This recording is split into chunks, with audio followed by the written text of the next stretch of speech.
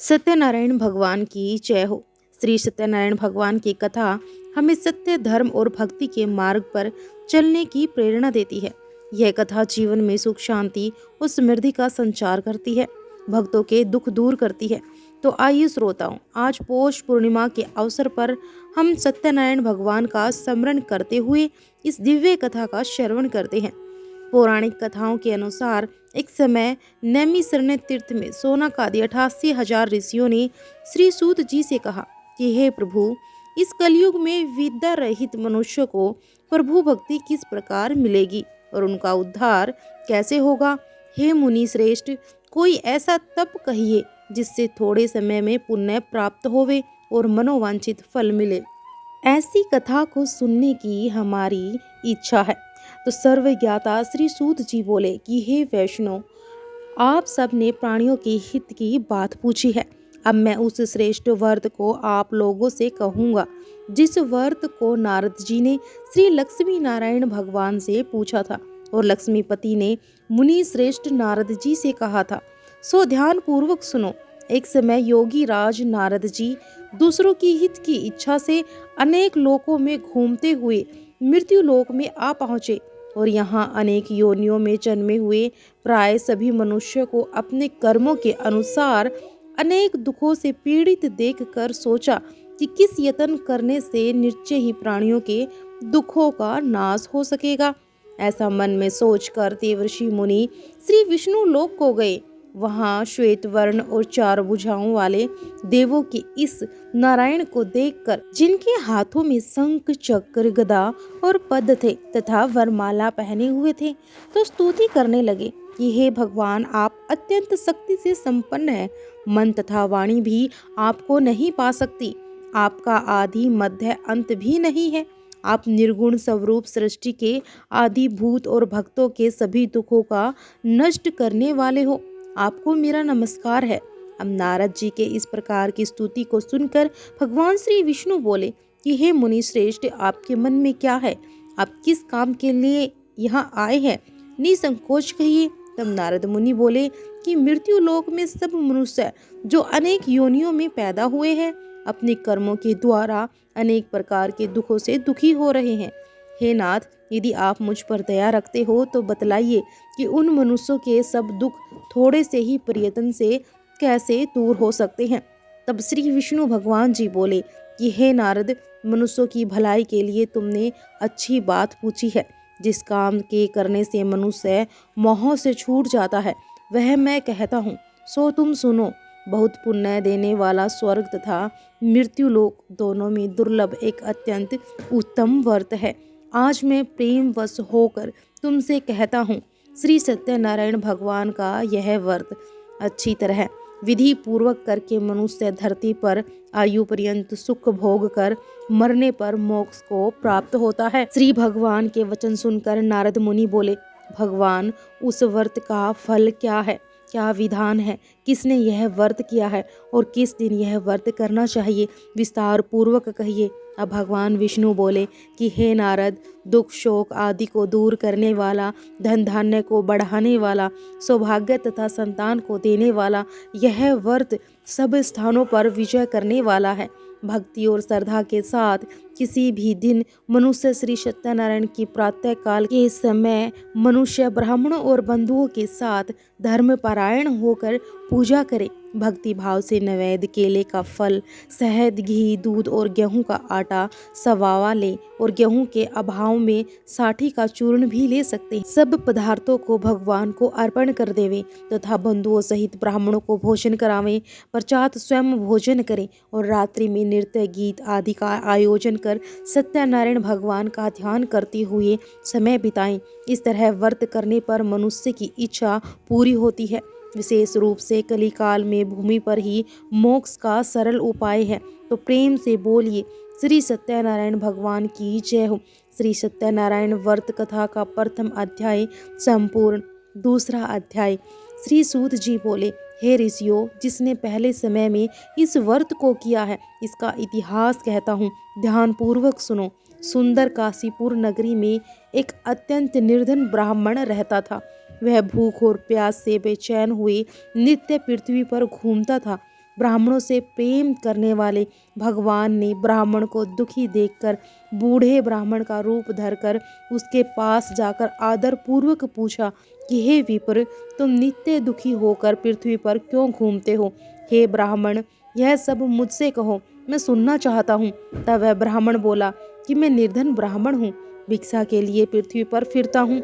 भगवान, यदि आप इससे छुटकारा पाने का कोई उपाय जानते हो तो कृपा मुझे बताइए। तो वृद्ध ब्राह्मण बोला कि हे विप्र, सत्यनारायण भगवान मनोवांछित फल देने वाले हैं, इसीलिए तुम उनका पूजन करो, इसके करने से मनुष्य सब दुखों से मुक्त हो जाता है। तब ब्राह्मण को व्रत का सारा विधान बतलाकर बूढ़े ब्राह्मण का रूप धारण करने वाले श्री सत्यनारायण भगवान वहीं अंतर्धन हो गए। इस व्रत को व्रत ब्राह्मण ने बतलाया है, मैं उसको अवश्य करूंगा। यह निश्चय करने पर उसे रात भर नींद नहीं आई और सवेरे उठकर सत्यनारायण भगवान के व्रत का निश्चय कर वह भिक्षा लेने के लिए चला। अब उस दिन उसको भिक्षा में बहुत सारा धन मिला। जैसे बंधु बांधवों के साथ उसने सत्यनारायण भगवान का व्रत किया और इसके करने से वह ब्राह्मण सब दुखों से छूटकर अनेक प्रकार की संपत्ति से युक्त हुआ। उस समय से वह ब्राह्मण हर मास व्रत करने लगा और इस तरह सत्यनारायण भगवान के व्रत को जो भी कोई करेगा वह मनुष्य सब दुखों से छूट जाएगा। इस तरह नारद जी सत्यनारायण भगवान का कहा हुआ यह व्रत मैंने तुमसे कहा है। हे विप्रो, मैं अब और क्या कहूँ? तब ऋषिगण बोले कि हे मुनीश्वर, संसार में इस ब्राह्मण से सुनकर किस किस ने इस व्रत को किया है, हम वह सब भी सुनना चाहते हैं। इसके लिए हमारे मन में अत्यंत जिज्ञासा हो रही है। सूत जी बोले कि हे मुनियों, जिसने इस व्रत को किया है वह सब भी सुनो। एक समय एक ब्राह्मण धन और ऐश्वर्य के अनुसार बंधु बांधवों के साथ व्रत करने को तैयार हुआ। उसी समय एक लकड़ी बेचने वाला बूढ़ा आदमी आया और बाहर लकड़ियों को रखकर ब्राह्मण के मकान में गया और प्यास से दुखी लकड़हारा उनको व्रत करते देखकर ब्राह्मण को नमस्कार करके कहने लगा कि यह आप क्या कर रहे हैं, इसके करने से क्या फल मिलता है, कृपया करके मुझे बताइए। अब ब्राह्मण ने कहा कि सब मनोरथ को पूर्ण करने वाला यह सत्यनारायण भगवान का व्रत है, इसकी ही कृपा से मेरे यहाँ धन धान्य आदि की वृद्धि हुई है। और ब्राह्मण के इस व्रत के बारे में जानकर लकड़हारा अत्यंत प्रसन्न हुआ और चरणामृत लेकर प्रसाद ग्रहण करने के बाद वह अपने घर को गया। और अगले दिन लकड़हारे ने अपने मन में इस प्रकार का संकल्प किया, और आज गांव में लकड़ी बेचने से जो धन मिलेगा उसी से सत्यनारायण भगवान का व्रत भी करूंगा। ऐसा मन में निश्चय कर वह बूढ़ा आदमी लकड़ियां अपने सिर पर रखकर जिस नगर में धनवान लोग रहा करते थे ऐसे सुंदर नगर में गया। और उस दिन वहां पर उसे उन लकड़ियों का दाम पहले से चौगुना मिला। तब वह लकड़हारा दाम लेकर अति प्रसन्न होकर पके केले, शक्कर, घी, दूध, दही और गेहूं का चूर्ण इत्यादि सत्यनारायण भगवान के व्रत की कुल सामग्री को लेकर अपने घर गया। फिर उसने अपने परिवार जनों को बुलाकर विधि के साथ भगवान का पूजन और व्रत किया। और उस व्रत के पुण्य प्रभाव से वह बूढ़ा लकड़हारा धन, पुत्र आदि से युक्त हुआ और संसार के समस्त सुख भोग कर अंत में बैकुंठ को चला गया। श्री सत्यनारायण भगवान की जय हो। श्री सत्यनारायण व्रत कथा का दूसरा अध्याय संपूर्ण हुआ। तीसरा अध्याय। श्री सूत जी बोले कि हे श्रेष्ठ मुनियों, अब आगे की कथा कहता हूँ, सुनो। पहले समय में उल्का मुख नाम का एक बुद्धिमान राजा रहा करता था। वह सत्यवक्ता और जितेंद्रिय था। प्रतिदिन देव स्थानों पर जाता और गरीबों को दान देकर उनके कष्ट दूर करता। उसकी पत्नी कमल के समान मुख वाली और सती साध्वी थी। पुत्र प्राप्ति के लिए भद्रशिला नदी के तट पर उन दोनों ने सत्यनारायण भगवान का व्रत किया। उस समय वहां एक साधु नामक वैश्य आया। उसके पास व्यापार के लिए बहुत सारा धन था। वह नाव को किनारे पर ठहराकर राजा के पास गया और राजा को व्रत करते देखकर विनय के साथ पूछा कि हे राजन, भक्ति युक्त चित्त से आप यह क्या कर रहे हैं? मेरी सुनने की इच्छा है, सो आप मुझे यह बताएं। तब राजा बोला कि हे वैश्य, अपने बंधुओं के साथ पुत्र आदि की प्राप्ति के लिए यह महाशक्तिमान सत्यनारायण भगवान का व्रत और पूजन मैं कर रहा हूँ। अब राजा के वचन सुनकर साधु आदर से बोले कि हे राजन, मुझे भी इसका सब विधान कहो, मैं भी आपके कहे अनुसार इस व्रत को अवश्य करूँगा। मेरी भी कोई संतान नहीं है और मुझे विश्वास है कि इस व्रत के करने से निश्चय ही मुझे संतान की प्राप्ति होगी।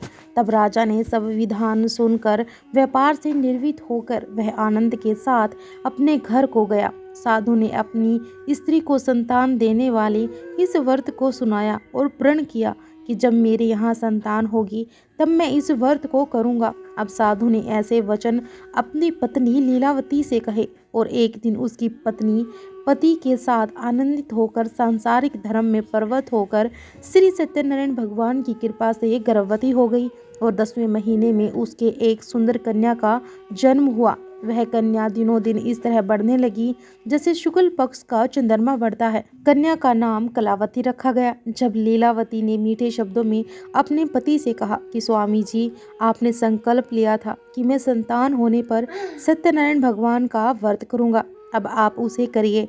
साधु बोला, हे प्रिय, इसके विवाह पर करूंगा। इस प्रकार अपनी पत्नी को आश्वासन देकर वह नगर को चला गया। अब कलावती अपने पिता के घर में रहकर बड़ी हो रही थी।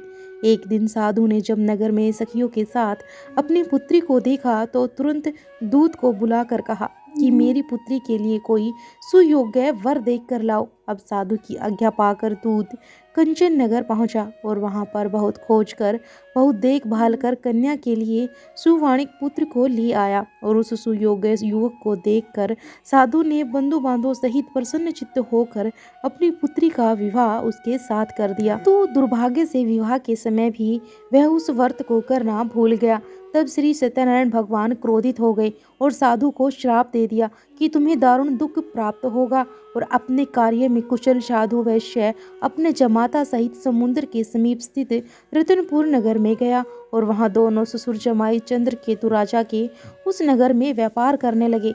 एक दिन भगवान सत्यनारायण की माया से प्रेरित होकर कोई चोर राजा का धन चुराकर भाग रहा था, किंतु राजा के दूतों को आता देखकर चोर घबरा कर भागते हुए धन को वहीं छुपाकर छोड़कर चला गया और वहां वे ससुर और जमाई ठहरे हुए थे।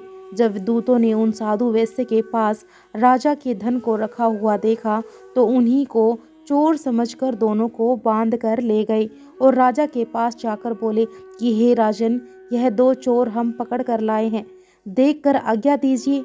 तब राजा की आज्ञा से उनको कठोर कारावास में डलवा दिया गया और उनका सब धन भी छीन लिया गया। अब सत्यनारायण भगवान के श्राप के कारण साधु वैश्य की पत्नी और पुत्री भी इधर घर में बहुत दुखी रहने लगी। उनके घर पर जो भी धन रखा था चोर चुरा कर ले गए और शारीरिक और मानसिक पीड़ा तथा भूख प्यास से अति दुखी होकर अन्न की चिंता में कलावती एक दिन एक ब्राह्मण के घर गई और वहां उसने सत्यनारायण भगवान का व्रत होते देखा। फिर कथा सुनी और प्रसाद ग्रहण करके रात होने पर वह घर आई। तब उसकी माता ने कलावती से पूछा कि हे पुत्री, तू अब तक कहाँ रही और तेरे मन में क्या है। अब कलावती कहने लगी कि हे माते, मैंने एक ब्राह्मण के घर पर श्री सत्यनारायण भगवान का व्रत होते देखा है।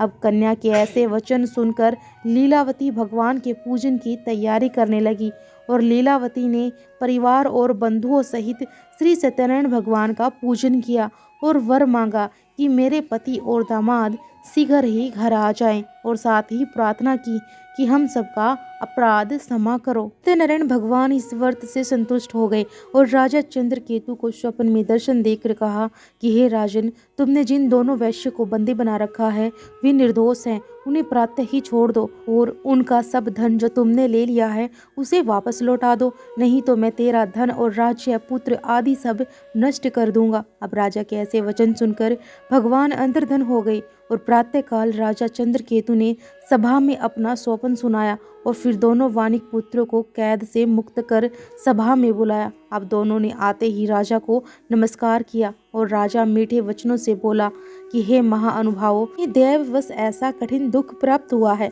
अब तुम्हें कोई भय नहीं है।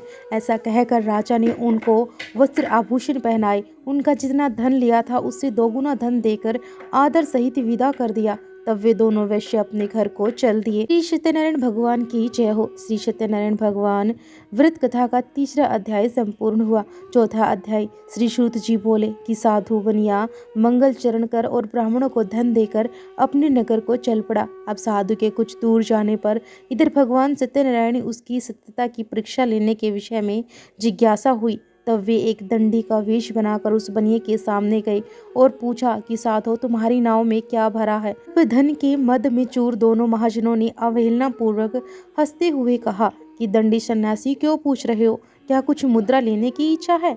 हमारी नाव में तो लता और पत्ते आदि भरे हुए हैं। कि ऐसी निष्ठुर वाणी को सुनकर दंडी वेशधारी भगवान बोले कि तुम्हारी बात सच हो जाए। ऐसा कहकर दंडी सन्यासी को रूप धारण किए हुए भगवान कुछ दूर जाकर समुद्र के समीप बैठ गए।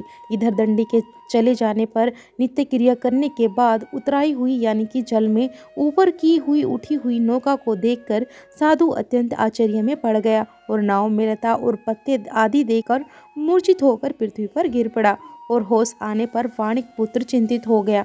तब उसके दामाद ने इस प्रकार कहा कि पिताजी, आप शोक क्यों करते हैं? दंडी ने श्राप दे दिया है। इस स्थिति में वे ही चाहे तो सब कुछ कर सकते हैं, इसमें संशय नहीं है। अतः उन्हीं की शरण में हमको चलना चाहिए और वही मन की इच्छा पूर्ण होगी। दामाद की बात सुनकर वह साधु बनिया उनके पास गया और वहां दंडी को देखकर उसने भक्ति पूर्वक उन्हें प्रणाम किया तथा आदर पूर्वक कहने लगा, आपके सम्मुख मैंने जो कुछ भी कहा है असत्य भाषण रूप अपराध किया है। आप कृपा मेरे उस अपराध को क्षमा कर दीजिए। अब ऐसा कहकर बार बार प्रणाम करके वह महान शोक से व्याकुल हो गया और दंडी ने उस बनिए को रोते हुए देखकर कहा कि हे मूर्ख, रो मत, मेरी बात सुन। मेरी पूजा से उदासीन होने के कारण तथा मेरी आज्ञा से ही तुमने बार बार दुख प्राप्त किया है। अब भगवान की ऐसी वाणी सुनकर वह उनकी स्तुति करने लगा और साधु ने कहा कि हे प्रभु, यह आश्चर्य की बात है कि आपकी माया से मोहित होने के कारण ब्रह्म देवता भी आपके गुणों और रूप को यथावत रूप से नहीं जान पाते हैं। फिर मैं तो मूर्ख आपकी माया से मोहित होने के कारण भला कैसे जान सकता हूँ? प्रभु, आप मुझ पर कृपा कीजिए और मुझ पर प्रसन्न होइए। मैं अपनी धन संपत्ति के अनुसार आपकी पूजा करूंगा। मैं आपकी शरण में हूँ। मेरा जो नौका में स्थित पूरा धन था उसकी ओर मेरी रक्षा करे। उस बनिए की भक्ति युक्त वाणी सुनकर भगवान जनार्दन संतुष्ट हो गए। भगवान ने उसे अभीष्ट वर प्रदान करा और वही अंतर्धन हो गए। इसके बाद वह साधु अपनी नौका में चढ़ा और उसे धन धान्य से भरी हुई देखकर भगवान सत्यदेव की कृपा से हमारा मनोरथ सफल हो, ऐसा कहकर स्वजनों के साथ उसने भगवान की विधिवत पूजा की और भगवान श्री सत्यनारायण की कृपा से वह आनंद से परिपूर्ण हो गया और नाव को प्रयत्न पूर्वक संभाल कर उसे अपने देश के लिए प्रस्थान किया। और साधु बनिया ने अपने दामाद से कहा कि वह देखो, मेरी रतनपुरी नगरी दिखाई दे रही है। इसके बाद उसने अपने धन के रक्षक दूत को अपने आने का समाचार देने के लिए अपनी नगरी में भेजा और उसके बाद उस दूत ने नगर में जाकर साधु की पत्नी को हाथ जोड़कर प्रणाम किया और कहा कि सेठ जी अपने दामाद और बंधु वर्ग के साथ बहुत सारे धन धान्य से संपन्न होकर नगर के निकट पधार गए हैं। दूत के मुख से यह बात सुनकर वह अत्यंत आनंद हुई और उस साध्वी ने श्री सत्यनारायण की पूजा करके अपनी पुत्री से कहा कि हे पुत्री, मैं साधु के दर्शन करने के लिए जा रही हूँ, तुम भी जल्दी आना। ऐसा वचन सुनकर व्रत को समाप्त करके प्रसाद का परित्याग करके कलावती भी अपने पति का दर्शन करने के लिए चल पड़ी। इससे भगवान सत्यनारायण रुष्ट हो गए। उन्होंने उसके पति को तथा नौका को धन के साथ हरण करके जल में डुबो दिया। इसके बाद कलावती कन्या अपने पति को ना देखकर महान शोक से रुदन करती हुई पृथ्वी पर गिर पड़ी। नाव को अदृश्य देखकर और कन्या को दुखी देखकर भयभीत मन से साधु बनिया ने सोचा कि यह क्या आश्चर्य हो गया। अब नाव का संचालन करने वाले भी सभी चिंतित हो गए। इसके बाद वह लीलावती भी कन्या को देखकर दुख से व्याकुल हो गई और अत्यंत दुख से विलाप करती हुई अपने पति से इस प्रकार बोली कि स्वामी, अभी अभी नौका के साथ वह अदृश्य कैसे हो गया? ना जाने किस देवता की उपेक्षा से वह नौका हरण कर ली गई। श्री सत्यनारायण भगवान का महात्म्य भला कौन जान सकता है? ऐसा कहकर वह अपने परिवारजनों के साथ विलाप करने लगी और कलावती कन्या को गोद में लेकर रोने लगी। अब कलावती भी भी अपने पति के नष्ट हो जाने पर दुखी हो गई और पति की पादुका लेकर उनका अनुगमन करने के लिए उसके मन में निश्चय किया कि कन्या इस प्रकार के आचरण को देखकर पत्नी सहित वह धर्म के साधु बनिया अत्यंत शोक व्याकुल हो गया और सोचने लगा, तो भगवान सत्यनारायण ने यह अपहरण किया है या फिर हम सभी भगवान सत्यदेव की माया से मोहित हो गए हैं। अपने धन की शक्ति के अनुसार मैं भगवान श्री सत्यनारायण की पूजा करूंगा। तब सभी को बुलाकर इस प्रकार कहकर उसने अपने मन की इच्छा प्रकट की और बारंबार भगवान सत्यदेव को दंडवत प्रणाम किया। इससे दिनों के परिपालन भगवान सत्यदेव प्रसन्न हो गए और भक्त वत्सल्य भगवान ने कृपा पूर्वक आकाशवाणी की कि तुम्हारी कन्या प्रसाद को छोड़कर अपने पति को देखने चली आई। निश्चय ही इस कारण उसका पति अदृश्य हो गया है कि घर जाकर यह प्रसाद ग्रहण करके वापस आए तो हे साधु बनिया, तुम्हारी पुत्री पति को प्राप्त करेगी, इसमें संशय नहीं है। अब कलावती ने भी यह दिव्य आकाशवाणी सुनी तो वह शीघ्र ही अपने घर गई और उसने प्रसाद ग्रहण किया और वापस आकर उसने अपने परिवारजनों और अपने पति को भी देखा। तब कलावती कन्या ने अपने पिता से कहा कि पिताजी अब तो घर चलिए, देरी क्यों कर रहे हो। अब कन्या की बात सुनकर वाणिक पुत्र संतुष्ट हो गया और विधि विधान से भगवान सत्यनारायण भगवान का पूजन करके धन तथा बंधु बांधवों के साथ अपने घर को गया। इसके बाद पूर्णिमा तथा संक्रांति पर्वों पर भगवान सत्यनारायण का पूजन करते हुए इस लोक में सुख भोग कर अंत में वह सत्यपुर वैकुंठ लोक को चला गया। प्रेम से बोलिए श्री सत्यनारायण भगवान की जय हो। श्री सत्यनारायण भगवान व्रत कथा का चौथा अध्याय संपूर्ण हुआ। अब पांचवा अध्याय। श्री सूत जी बोले कि हे श्रेष्ठ मुनियों, अब इसके बाद मैं दूसरी कथा कहूँगा, आप लोग ध्यानपूर्वक सुनिए। अपनी प्रजा का पालन करने में तत्पर तुंगध्वज नामक एक राजा था। उसने सत्यदेव के प्रसाद का परित्याग करके दुख प्राप्त किया। एक बार वह वन में बहुत से पशुओं को मारकर वट वृक्ष के नीचे आया।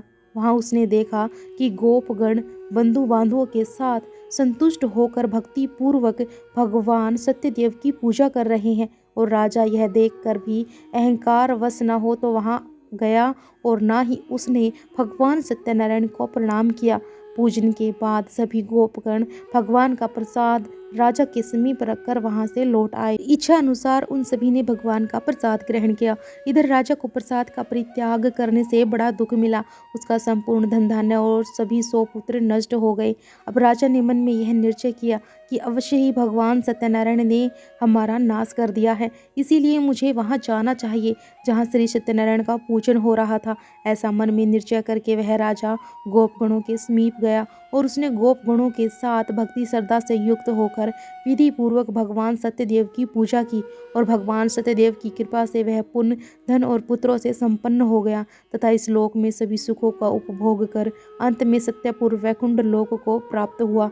श्री सूत जी कहते हैं कि जो व्यक्ति इस परम दुर्लभ श्री सत्यनारायण के व्रत को करता है और पूर्ण तथा फल प्रदायिनी भगवान की कथा को भक्ति युक्त होकर सुनता है, उसे भगवान सत्यनारायण की कृपा से धन धान्य आदि की प्राप्ति होती है। दरिद्र धनवान हो जाता है, बंधन में पड़ा हुआ बंधन से मुक्त हो जाता है, डरा हुआ व्यक्ति भय मुक्त हो जाता है। ये सत्य बात है, इसमें संशय नहीं कि लोक में वह सभी इच्छित फलों को भोग कर अंत में सत्यपुर वैकुंठ लोक को चाहता है। हे ब्राह्मण, इस प्रकार मैंने आप लोगों से भगवान सत्यनारायण के व्रत को कहा जिससे करके मनुष्य सभी दुखों से मुक्त हो जाता है। कलयुग में तो भगवान सत्यदेव की पूजा विशेष फल प्रदान करने वाली है। भगवान विष्णु को ही कुछ लोग काल, कुछ लोग सत्य, कोई इस और कोई सत्यदेव तथा दूसरे लोग सत्यनारायण नाम से कहेंगे। अनेक रूप धारण करके भगवान सत्यनारायण सभी का मनोरथ सिद्ध करते हैं। कलयुग में सनातन भगवान विष्णु ही सत्यव्रत रूप धारण करके सभी का मनोरथ पूर्ण करने वाले होंगे। हे श्रेष्ठ मुनियों, जो व्यक्ति नित्य भगवान सत्यनारायण की इस व्रत कथा को पढ़ता है, सुनता है, भगवान सत्यनारायण की कृपा से उसके सभी पाप नष्ट हो जाते हैं। हे मुनीश्वर, पूर्व काल में जिन लोगों ने भगवान सत्यनारायण का व्रत किया था कि अगले जन्म का वृतांत कहता हूँ, आप लोग सुनिए। महान प्रजा संपन्न सतानंद नाम के ब्राह्मण सत्यनारायण व्रत करने के प्रभाव से दूसरे जन्म में सुदामा नामक ब्राह्मण हुए और उस जन्म में भगवान श्री कृष्ण का ध्यान करके उन्होंने मोक्ष प्राप्त किया। लकड़हारा भील गुआहों का राजा हुआ और अगले जन्म में उसने भगवान श्री राम की सेवा करके मोक्ष प्राप्त किया। महाजन उल्का मुख दूसरे जन्म में राजा दशरथ हुए, जिन्होंने श्री रंगनाथ जी की पूजा करके अंत में वैकुंठ प्राप्त किया। इस प्रकार धार्मिक और सत्यवती साधु पिछले जन्म के सत्यव्रत के प्रभाव से अपने दूसरे जन्म में मोरध्वज नामक राजा हुए। उसने आर्य से चीर कर अपने पुत्र की अधिदेह भगवान विष्णु को अर्पित कर मोक्ष प्राप्त किया। महाराजा तुंगध्वज जन्मांतर में स्वयंभू मनु हुए और भगवत संबंधी संपूर्ण कार्यों का अनुष्ठान करके वैकुंठ लोक को प्राप्त हुए। जो गोपगण थे वे सब जन्मांतर में वृषमंडल में निवास करने वाले गोप हुए और सभी राक्षसों का संहार करके उन्होंने भी भगवान का शाश्वत धाम गोलक प्राप्त किया।